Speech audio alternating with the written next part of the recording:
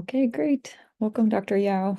Um, so I'm going to be introducing Dr. Yao. He's one of our liver transplant doctors here at UCSF. He serves as the medical director of the UCSF Liver Transplant Program, and he also directs the liver transplant outreach and community liaison programs. In his research, he's interested in liver cancer therapy, particularly as it relates to liver transplant, and has contributed to numerous publications in this area. Also has an interest in hepatitis B infections and outcomes for patients undergoing transplant as well. A lot of us has had the pleasure of working with Dr. Yao during our LTU months and have taken on his example of kind and compassionate care. So excited to have you teach us today, and congrats, Dr. Yao. Yeah, thanks, Diana. It's a pleasure to be here. I am presenting a couple cases, patients presenting with jaundice and cholestatic pattern of liver injury. And it is a pleasure to be able to get Dr. K.W. Wen from pathology to join us to review the liver biopsy cases. Thank you, K.W. So, the first case I saw this patient with Edgar when he was rotating in LTU, done a great job to put a very complicated case together for us to have the history and all the information available to get to the diagnosis. So it's a complicated case. I like to summarize, and feel free to ask me questions. This is a 61-year-old man who has hypertension, hyperlipidemia, prediabetes, and was admitted to an outside hospital, 2 months of progressive fatigue, generalized weakness, abnormal liver enzymes, annexal adenopathy. He denied fever, chills, night sweats, abdominal pain, or weight loss. And the liver enzymes on January the 20th showed bilirubin that's normal at 1, alkaline phosphatase 360, AST 221, ALT 340. And when we look at prior records, his liver enzymes were completely normal in February of last year and June of last year. Had an ultrasound that showed hepatic steatosis. And CT of the chest, abdomen, pelvis, January 20th showed right axillary lymphadenopathy, unremarkable liver, no mention of any mass, and no other acute findings. So they did a pretty extensive laboratory evaluation on different dates to summarize below here. Hepatitis B surface antigens negative, hepatitis C antibodies negative, alpha-1 antitrypsin, ceruloplasmin, ANA, anti-smooth muscle antibody, AMA are all unremarkable. Ferritin is very high, greater than 7,500. He has heterozygous mutation for C282Y. QuantiFERON TB was negative, HIV non-reactive, and they did some antibodies for CMV and EBV, and they were subsequently tested for PCR, and they were negative. And they did a biopsy of the lymph node in the right axilla on January 22nd that showed, by report, non-necrotizing granulomatous inflammation. I noticed that they send more infectious workup, serologies, particularly mycosis, blastomyces, histoplasma, Bartonella, Lyme disease, cocci, aspergillus, they were all negative. And interestingly, the patient developed a right ptosis and right facial droop seen by neurology. They were concerned about sarcoidosis, and CT, MRI of the brain were negative, and he was started on steroids. He also had a liver biopsy at the outside hospital on February the 5th that showed, quote, extensive granulomatous inflammation, no evidence of an atypical infectious process by special stains, and the biopsy was felt to be, quote, consistent with the clinical impression of sarcoidosis.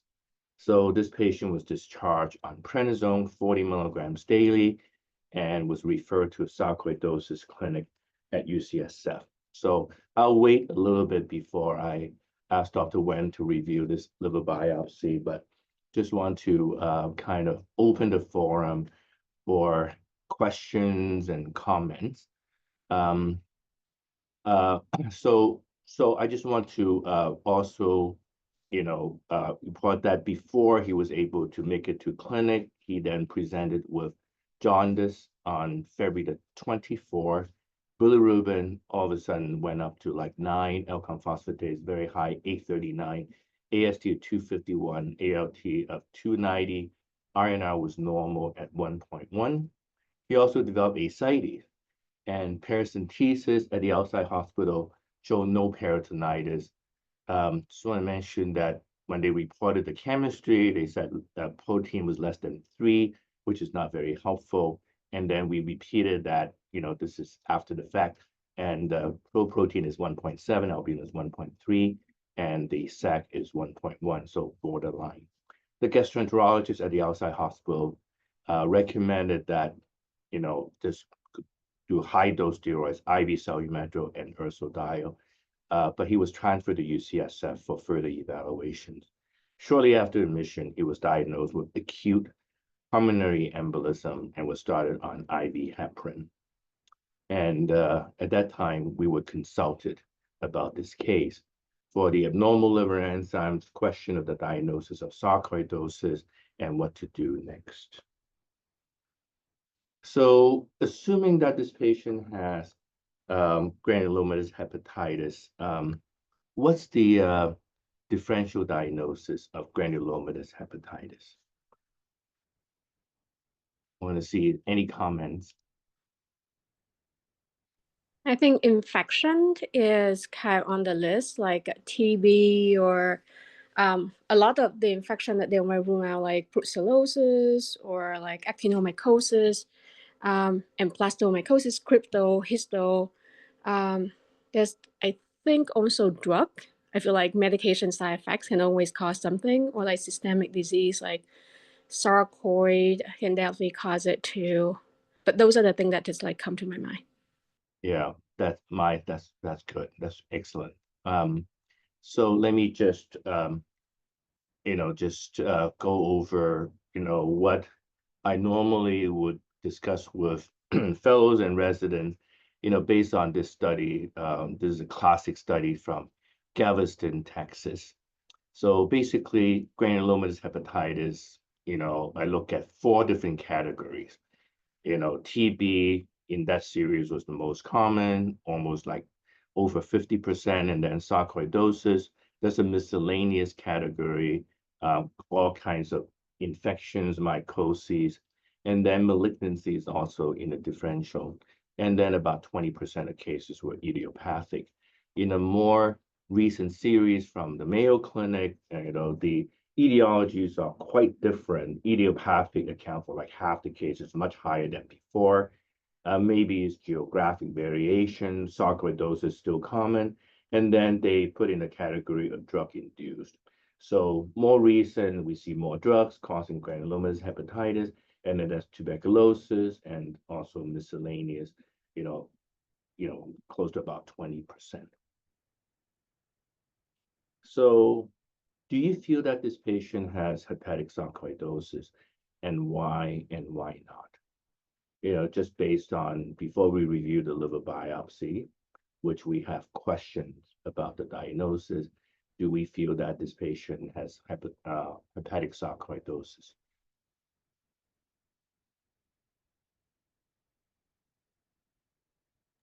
It's a little bit weird that after he's on steroid, his conditions start getting worse. Yeah, that's a really, really great point. Okay. My experience with sarcoidosis is that they respond very well to steroids.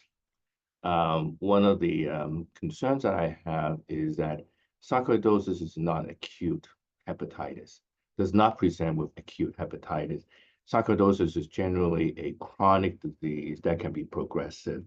And we have seen patients with end-stage liver disease as a result of sarcoidosis, but generally they have chronic elevation in the liver enzymes, and some of them respond, some of them progress, and it could be like, not it could be like undiagnosed, and so by the time they present, they already have advanced disease. But acute hepatitis as a consequence of sarcoidosis is very unusual.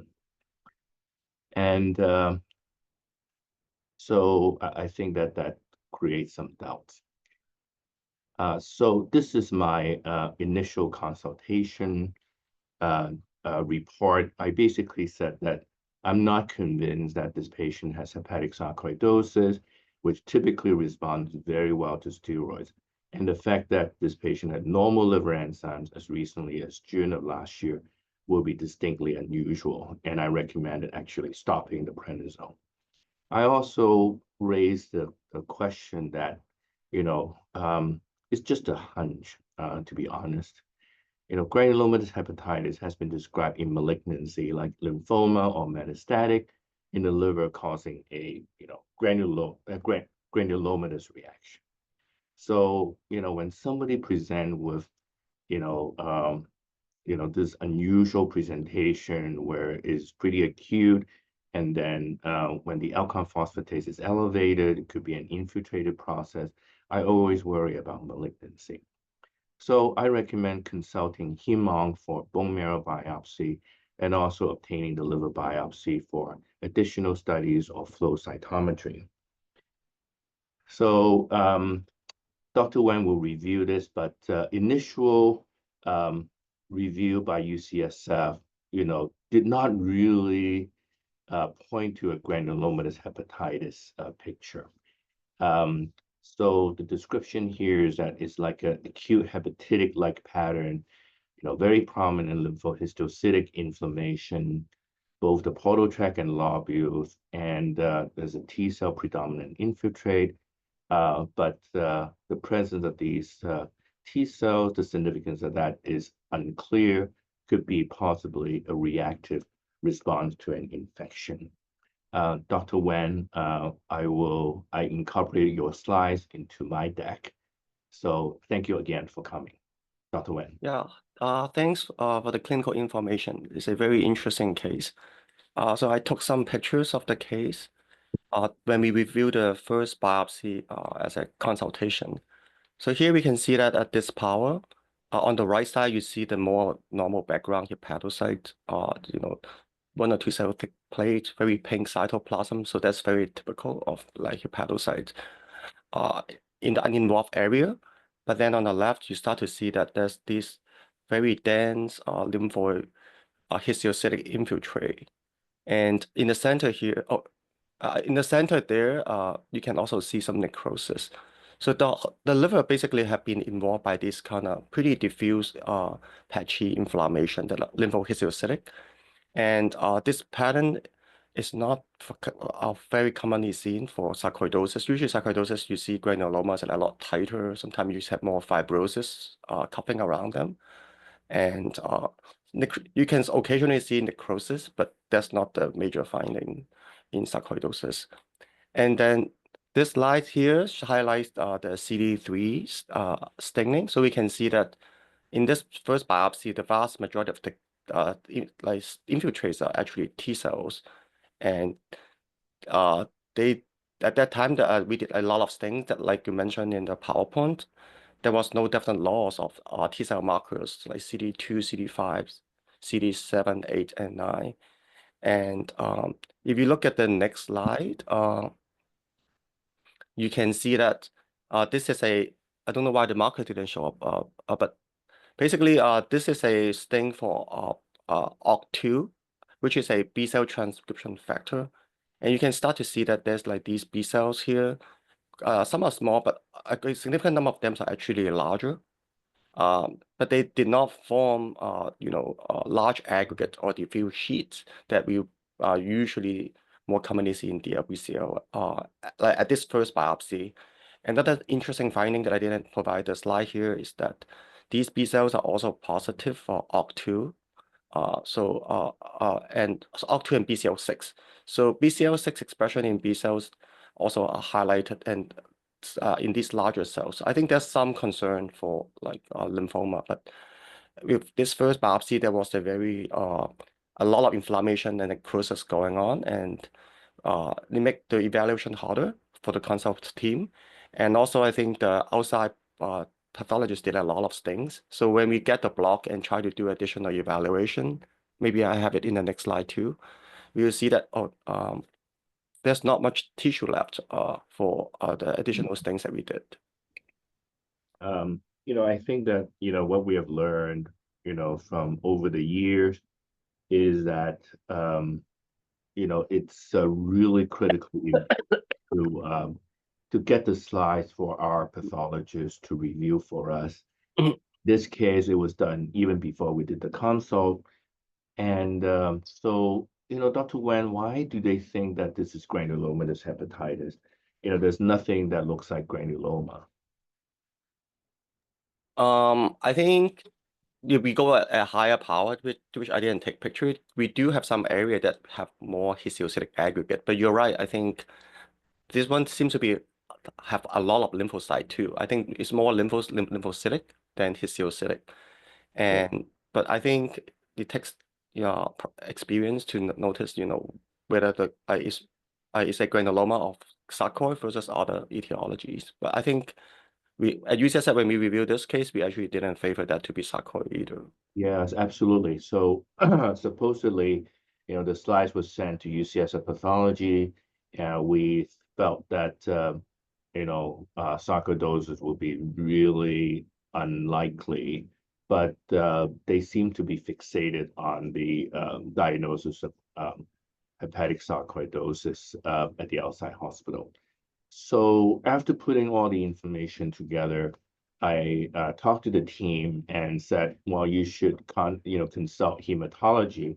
And I kind of warned them that, like depending on the team, sometimes, some would react in a way that said, there's nothing to suggest lymphoma, this consult is not necessary. In fact, that was exactly the feedback that, why are you consulting, us, that there's no evidence of lymphoma. So, what I've learned over the years is that it's extremely helpful for attending level to talk about cases like that. So, in this particular case, I had a lot of discussion with the primary team, the hospitalist, and I talked to the hematology attending directly. I said, this is not obvious, but you really need to help us, get to the diagnosis, because malignancy, including lymphoma, is really high on my differential, based on what, we have, the information that we put together. So the hematology attending really spent quite a bit of time looking into this case. But at the end, did not feel that this is lymphoma and did not feel that bone marrow biopsies indicated. So she said, just get a PET CT. What's your any comment about getting a PET CT in this case?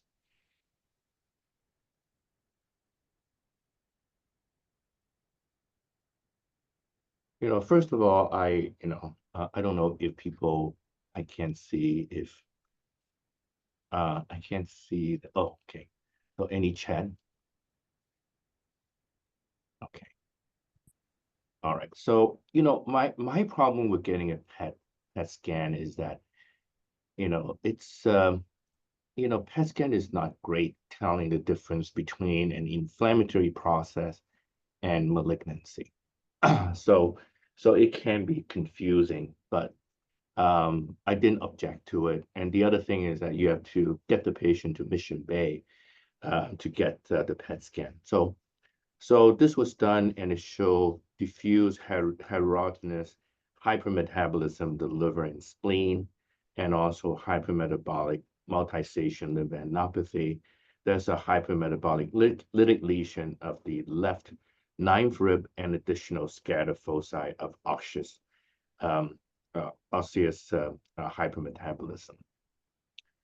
So again, like this could be a malignancy, but sarcoid can do that. What do you think is the diagnosis, and what's the next step?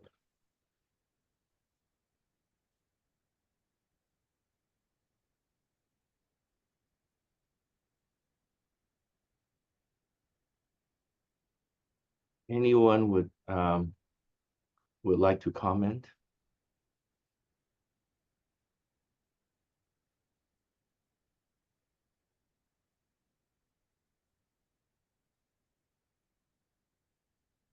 So I think we need more tissue. So I was still pressing for a bone marrow biopsy, but I was turned down for that. So I said, because we couldn't really do more with the prior liver biopsy, so we can do another liver biopsy. And the fact that this patient has ascites is a little confusing too. So I went ahead and get a transjugular biopsy. And it was done on March 14, and we did the hepatic venous pressure gradient measurements. The free hepatic vein pressure was 5, and the wedge hepatic vein pressure was 6. So the gradient was only 1. So there's no evidence of portal hypertension. So the ascites is non-cirrhotic, it's not related to intrahepatic portal hypertension. And Dr. Wen will review the repeat liver biopsy. Yeah, so I think I was fortunate to get the biopsy in this case. And I think the tissue now is like, there's more diagnostic than the initial one. And you can see that some pink area, but in between there are a lot of areas that are darker. So usually when areas are dark in the liver, a lot of time it's because of like either tumor can do that, carcinoma, or dense lymphoid infiltrate. And in this case, it's because of the dense lymphohistiocytic infiltrate that is causing the darkness at low power. But you can see there's very extensive involvement of the liver in the parenchyma and also some in the portal zones. Next slide. So this is a lower power view, but better tight than the previous one, and you can start to see that some area the cells look kind of large at low power there, and in some area the cells have more cytoplasm, so you don't see the darkness everywhere. They're like kind of spread out. So those areas are the histiocytic infiltrate. Next one here. So this is a high power view of the livers, and then we can see that in this area, the hepatic parenchyma is basically wiped out by the lymphohistiocytic infiltrate. And we see cells that are very highly atypical. They're forming small aggregates there, and they have a enlarged nuclei, open chromatin, very irregular nuclear contours. You can see the nucleoli pretty well in some area. There's also some scattered apoptotic cells, apoptotic debris, and occasional mitosis. So I think this kind of picture is like very suspicious for lymphoma on H&E. But of course, we need immunostains to confirm that this is of like lymphoid lineage than other things. But these infiltrates are kind of discohesive. They're not forming very tight clusters or epithelials. They don't look like epithelial carcinoma to us. So this is a CD20 immunostain. CD20 highlights B cells. So you can see that there are a lot of rings, and some rings are pretty large.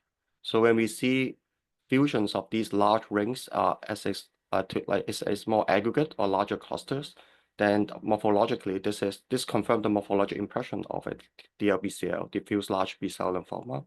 There's also some smaller B cells that are in the background, but I think these cells are really large. And next slide. So this is interesting. Similar to the previous biopsy, we notice a lot of like smaller lymphoid cells in the background that are CD3 positive. So CD3 highlights T cells, and normally T cells also express CD5. So these are common markers that they have. And we will compare CD3 and CD5 here. CD3 looks a lot darker on the left side than the right side. So that suggests that there's some loss of expression of CD5. The significance here is not entirely sure, because sometimes when you have very exuberant inflammatory reaction, reactive T cells might lose some of the CD5.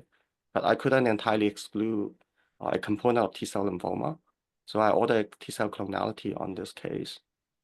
And I think the next slides we have Ki67, which tells us how fast, how proliferative these cells are. So we can see that there's a lot of like black or brown dots on the larger cells. So that confirmed that this is a very high grade lymphoma. I think I counted Ki-67 labeling more than 90% of the nuclei. Yeah. Thank you. Yeah. Yeah. Yes. Yes. May I ask a question, please? Yes. Before you guys did the liver biopsy, I was curious as to what discussions were had around pursuing a direct lymph node excision or biopsy, and sort of like both for you and Dr. Wen, like what's the risk and benefit of going for a lymph node in this case, before you have such beautiful staining, compared to say, I know you were declined for the bone marrow biopsy. I was wondering the decision making around that. Yeah, that's a good question. We couldn't really, palpate a large enough lymph node to do that. I know that they did at the outside hospital. So that was the reason that we didn't really pursue that. I talked to the hospitalist and he confirmed that. So that was the limitation. So I think that the thinking is that this this patient has such prominent liver test abnormality. It may be where the money is, and so I don't have that's why we make that decision. Certainly that there's some risk involved in a biopsy, but I kind of trust and I also think that doing a transjugular liver biopsy is potentially helpful because of the ascites. But that's a good point. I mean, we can do an excisional liver biopsy, the axillary area. I think that would be fine, but we just couldn't find a palpable large enough lymph node to do that. So the other question I have for the hematology team was that this patient had a ferritin of greater than 7,500. I don't see fever. Some of the signs. Interestingly, this patient had no fevers or weight loss to really kind of make us initially thought about malignancy, but so the question I have for the hematology team is whether this patient is HLH, and they don't really think that's likely. I don't know the basis for that, but in any case, I think that already off service when this biopsy came out, and our team has not been following this patient. And when I go back to the chart and I saw that the patient was started on rituximab and then developed signs of acute liver failure over time with worsening of coagulopathy and then hepatic encephalopathy, and was subsequently transferred to the ICU for respiratory failure, acute kidney injury, and died on hospital day number 16. So despite establishing the diagnosis did not really change the outcome of this patient. So, this patient was admitted with diagnosis of hepatic sarcoid, and our final diagnosis is large B-cell non-Hodgkin's lymphoma, hepatic infiltration, presenting with acute liver injury, jaundice, and then progression to acute liver failure. So, I'll talk a little bit about the lymphoma and acute liver failure, but any questions and comments?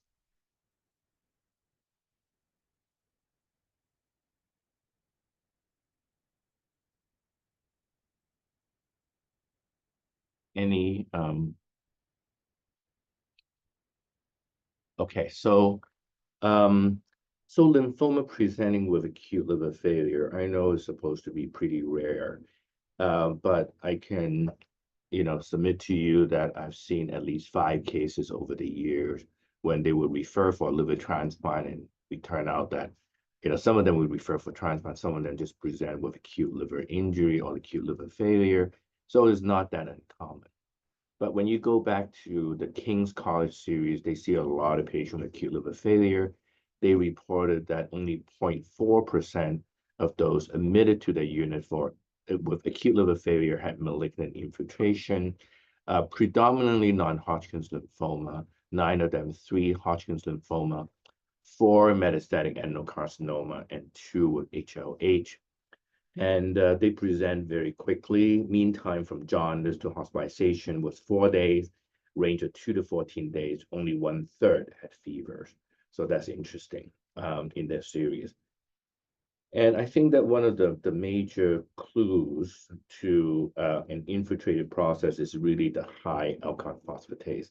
When you think about patients with acute liver failure, only a small percentage of these patients had such high alkaline phosphatase as in this case. So the median alkaline phosphatase in this series was 522, and 3 patients over 1,500. So I think that's the main clue that you're dealing with an infiltrated process.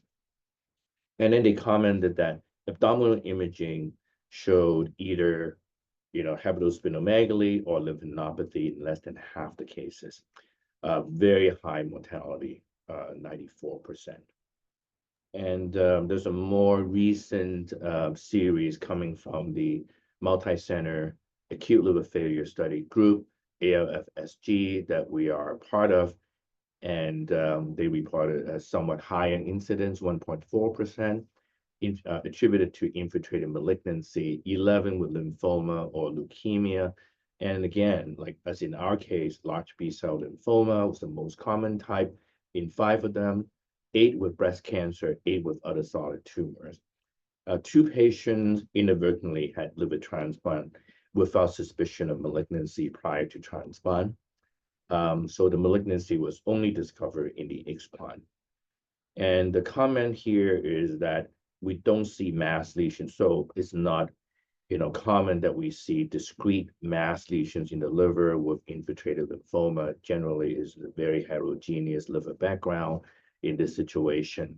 And then interestingly, about 40% also have ascites. No further comment or investigation on the nature of the ascites, but this is a common presentation with infiltrated cancers. And again, mortality very high, 85% within 3 weeks. So I thought that this is an interesting case to discuss with, Yeah, there's a question in the chat. yes.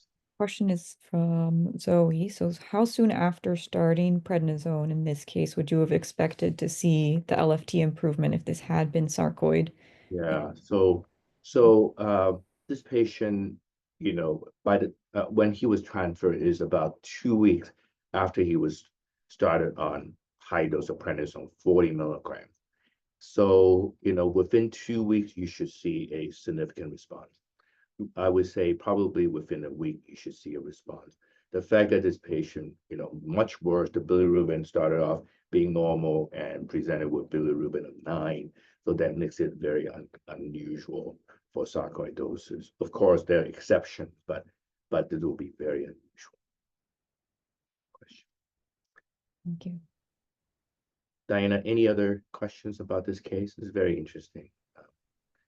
So, but unfortunate outcome, but this is, expected despite the diagnosis, with or without diagnosis, these patients don't do very poorly. I also have a suspicion that, he has HLH, but I can't prove it.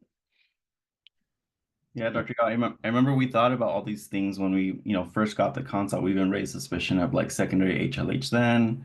And then I remember we were reviewing his imaging together, and he even had progression of like splenic masses within his like CT interval imaging in the span of less than 2 months while he was on steroids. So I think, there was a lot, I think, in this case, and we even said it at the beginning that this just did not feel like hepatic sarcoid, and can't misdiagnoses were malignant infiltrative liver disease. Yeah. And, I think that, Edgar, you did a great job in, like getting all the information, again, for us to do a good job, you have to really dig deep. Yeah, can I ask you a question about this case too? Yeah, sure. If we didn't have the liver biopsy, liver amyloidosis, would it fit the case? Because I think liver amyloidosis can also cause the same pattern, but it's more chronic, right? Like it should not be acute like this, correct? Yeah. So I think that, by the time they get, such aggressive liver involvement, you should see multi-system, disease as well. So, you probably see some cardiac, kidney, and other, depending on what type of amyloidosis you're thinking of. So, I think that's still in the differential, but, amyloid is something that you should not miss on the first biopsy. But I want to comment about, what Edgar just said, is that, sometimes this is not, anything obvious, but when you have seen cases like this, that really raise your suspicion. Something doesn't smell right, and then you have an older patient who doesn't fit the diagnosis of sarc, you have, adenopathy, you have hepatosplenomegaly, and you have this infiltrated pattern, you have to worry about malignancy. And So- and the PE. And the PE, like the Trousseau sign of malignancy, is also something that we have to factor in terms of the diagnosis. Absolutely. So there's a lot that point to malignancy, for sure. Great. Let me go on to the second case. The first case was inpatient. This is outpatient. This is a 60-year-old woman who's a physician with hypothyroidism, hyperlipidemia, who was prescribed Lipitor February the 28th. And the same day, she got Tdap vaccine. And then she stopped the Lipitor after just one dose because she was not feeling well. She thinks that she had a URI type of illness. And then she developed fatigue, pruritus, and weight loss of 8 pounds associated with acute cholestatic liver injury. I really asked her about, herbs, supplements, drugs, and she adamantly denied taking anything else. And her liver enzymes on March 7 showed a bilirubin of 4.7, alpha was 440, GGT 318, AST 88, ALT 154. And then looking back at her prior records, liver enzymes were normal in November 2022. Mildly elevated alkaline phosphatase 123, bilirubin is 0.6, AST 26, ALT 16, November 7. So minimal elevation in the alkaline phosphatase, November 7th. She had an ultrasound of the abdomen on March 9th that showed normal liver, no bile duct dilatation, had an MRCP March 12th that showed no bile duct abnormalities, only a few scattered liver cysts. So, so she has a friend within the department, within the division, who actually ordered a lot of tests. They were very appropriate, and they were unremarkable. Hepatitis A, IgM, IgG, Hep B surface antigen, core antibody, total, Hep C all negative. Alpha-1 antitrypsin phenotype was normal. Ceruloplasmin and ferritin were all normal. A negative anti-smooth muscle antibody, double-stranded DNA, normal IgG, IgG4, and other subtypes, and negative AMA. So at repeat liver enzymes, March 10 showed increase in bilirubin to 9.9, direct bilirubin to 7.7, alpha is 493, GGT 246, AST 57, ALT 100, RNR is normal.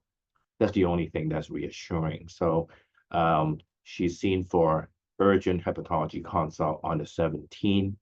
And by that time, bilirubin was up to 13.4, alpha is 539, AST 49, ALT 46, RNR is 1.1.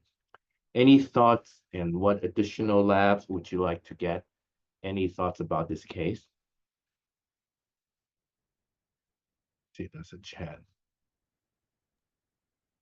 No, nothing in the chat, Dr. Yao.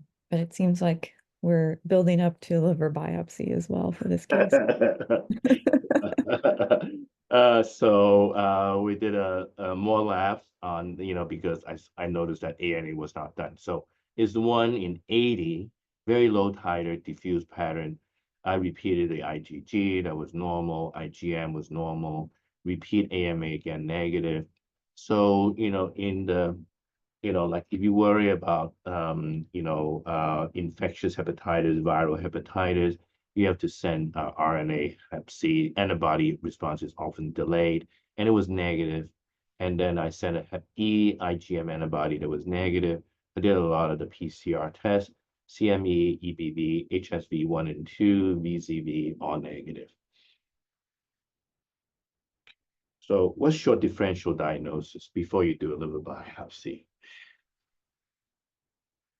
In this case. So in summary, this is a previously healthy woman, hypothyroid, hyperlipidemia, got 1 dose of Lipitor and got Tdap vaccine, and then developed flu-like symptoms and kind of acute, mostly cholestatic hepatitis.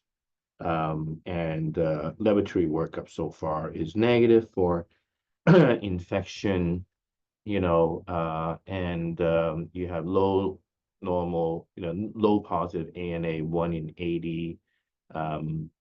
AM is negative, IgG4 is negative, IgG, IgM both normal, and you kind of stuck. But, when I first saw this patient, like I thought that for sure it's a drug-induced hepatitis. But there's like 1 dose of Lipitor. Have you guys seen acute liver toxicity from 1 dose? The only situation when I can find, in the literature that you can have acute toxicity with 1 dose of a drug is cephalosporin.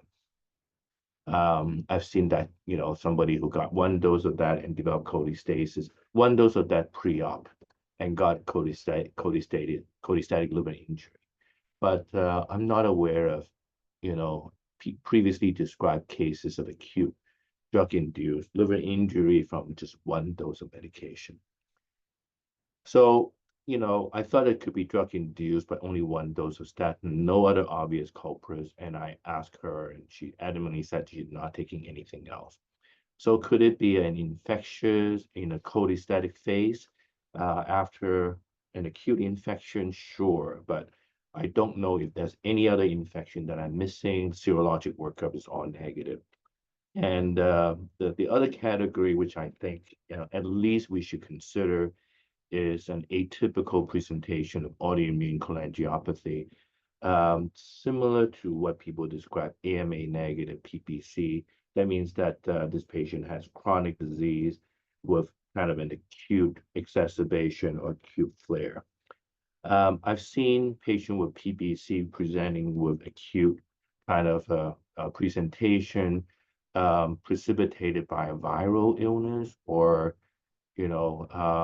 post-pregnancy or some other situations, but this is still very atypical with, both negative AMA and then, autoimmune cholangiopathy. They generally have very high titers of ANA or at least, some more prominent serologic findings for autoimmune liver disease. IgG is negative in this case, and then the IgG is normal, and ANA was only very low positive. So, of course, we did a liver biopsy, and we still don't have a diagnosis. The biopsy was so minimal that I didn't even want to bother Dr. Wen to review it because there was just cholestasis, basically. So minimal lymphocytic portal inflammation, no interface hepatitis, no ductular reaction, no bile duct injury, focal cholestasis, no active lobular inflammation, hepatocellular injury, necrosis, and minimal steatosis less than 5%. And the good news is that there's no evidence of underlying process, no hepatic fibrosis. And so that's actually good news for this patient. After I saw this patient, based on the differential diagnosis that I had, I think that it would not hurt the patient to just go ahead and start the patient on ursodiol even before the liver biopsy. And so fortunately, she's responding. Her liver enzymes are really getting better. The latest bilirubin from just a couple of days ago came down to 8. Alkaline phosphatase came down. significantly to 372, AST 37, ALT is 32. So any thoughts? So I don't have a diagnosis, a definitive diagnosis, but I thought that this kind of, bring up some possibilities to discuss, and I think that whatever acute injury seems to be getting better, and my plan is to continue ursodiol until her liver enzymes are close to normal. I don't feel that she would need to be on ursodiol long term. So any comments on this case? Maybe you have some other diagnosis, help me out. I don't have a diagnosis in this case, a definitive diagnosis, but I thought it's a challenging case to kind of to know exactly what's going on. Dr. Yao, what oh, go ahead, Molly. Do you ever see like an autoimmune hepatitis after vaccination? Like, would you advise that she not get her next Tdap out of abundance of precaution? Or is that like too far-fetched to ever be a thing? No, this is a great question. We are involved in a series of autoimmune hepatitis triggered by COVID vaccine. So there's a lot in the literature, lots of case series, but there's like a large series in Europe. COVID vaccine-induced autoimmune hepatitis is definitely real. I have not seen anything. This is a possibility. In fact, the patient and I have talked about it. Tdap, I've never seen it in the literature, not even a case report. So it's definitely a possibility. So rare things like this, Tdap induced, but we have not seen it. It could be a case report if that's proven. One dose of Lipitor. Lipitor can cause cholestatic liver injury, and not just transaminase. So it's definitely a possibility, but I can't prove it one way or the other. So vaccine-induced autoimmune hepatitis is definitely in the differential. But I just not, there's nothing reported in the literature with Tdap. But we have seen that with COVID vaccine for sure, and some others. I don't remember which ones. We have a question in the chat from Zoe too. How are you thinking about following this patient chronically, since we don't know what the diagnosis is? And then how would lupus hepatitis present? Yeah, so right now I've been doing, just because the bilirubin was so high initially, that makes me worry, although reassuring, the RNR is normal. So I've been checking labs every week. And I think that if she shows continued improvement, I can space it out every 2 to 4 weeks, and continue ursodiol until I want to prove that her liver enzymes going to normalize before I stop the ursodiol. Now, lupus is lupus. The term lupus hepatitis is very controversial. So collagen vascular disease causes a very non-specific hepatitis, and nobody can characterize it very well. There's some cases that they fit the diagnosis of autoimmune hepatitis, but the majority of the cases is a very non-specific hepatitis. So they have some lobular portal inflammation, very non-specific. So it's a very poorly characterized entity for hepatology. So non-specific hepatitis in the setting of collagen vascular disease. And it's interesting that I follow one patient who has non-specific connective tissue disease. And so you follow these patients' symptoms like joint pain and all that. It's interesting that in some cases, the liver tests actually go up and down, correlating with disease activity. This patient has no other symptoms such as lupus or any collagen vascular disease, but that's an interesting observation that we have. May have missed this earlier, Dr. Yao, but were the non-AMA markers for PBC, like the new anti-SP100, anti-GP? Yeah. Let me just, I thought that it would be a good teaching point, even though it doesn't fit this diagnosis, to talk about, autoimmune cholangiopathy or AMA negative PBC. So, the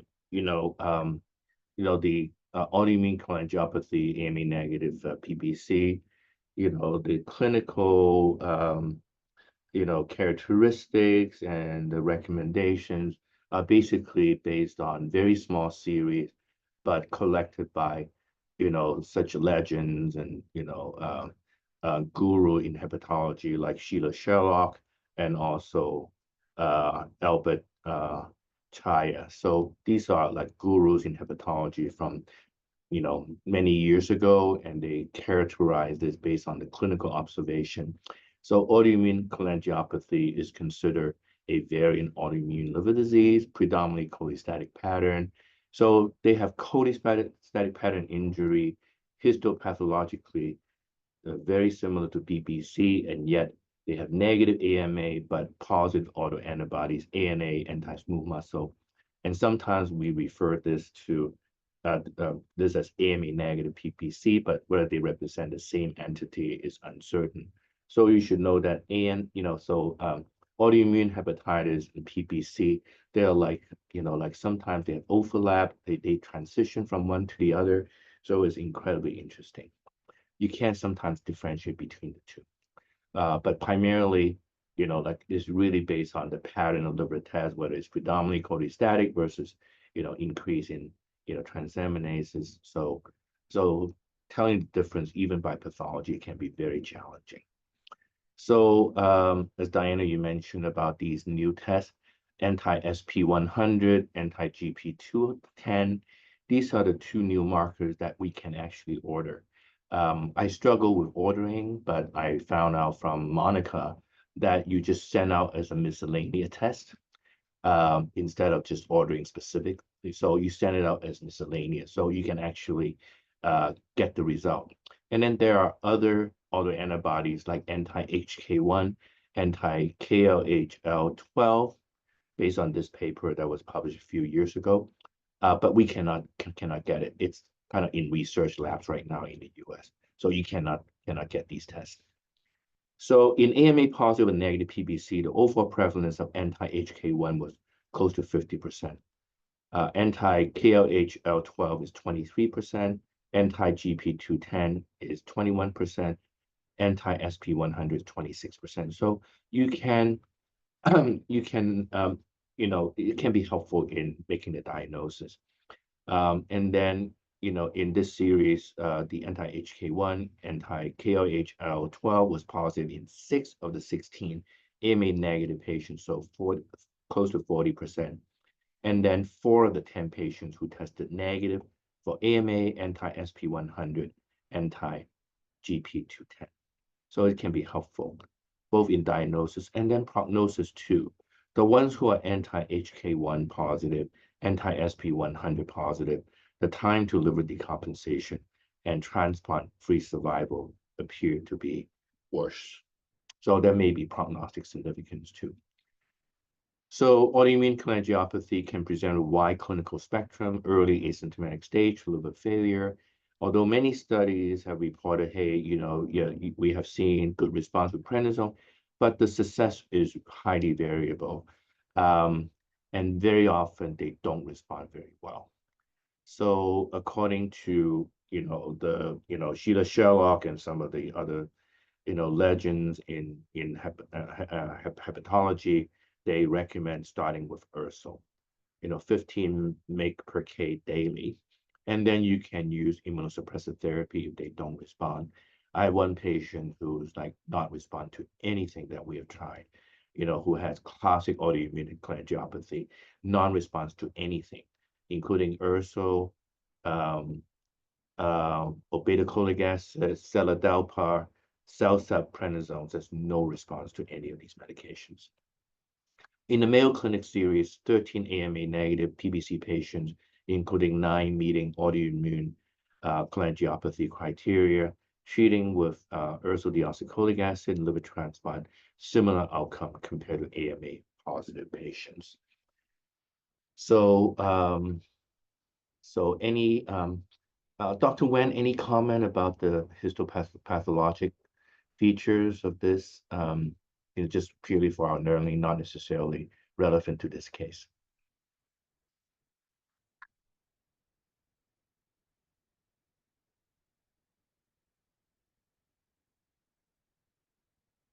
Oh, sorry about that. I have stepped away, but there is another question in the chat from Yes, Linda. please. Yes, please. Is there any concern for malignancy in this case? Would you consider an EUS if the liver tests remain abnormal? Yeah, I have a low suspicion that this is malignancy. Because I don't expect the liver enzymes to improve so quickly with ursodiol. It is malignancy. And granted, I know that some of the labs are similar in this case initially compared to the last case, but it just did not, you feel like this patient has malignancy. There's some weight loss for sure, but at the same time, the numbers are improving very quickly. So I have low suspicion. So yeah, any other questions? Yeah, so we can send out these tests as miscellaneous. So I didn't really I did not do it for this patient because the biopsy is not consistent with autoimmune or PBC. So it's good news for her that she doesn't have a chronic liver disease to deal with. It's just an acute injury from something.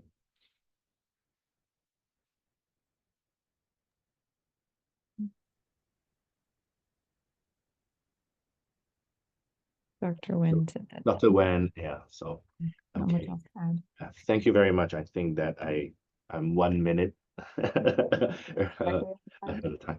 Okay, thank you so much. It's Great interesting. cases and great discussion. Thank you.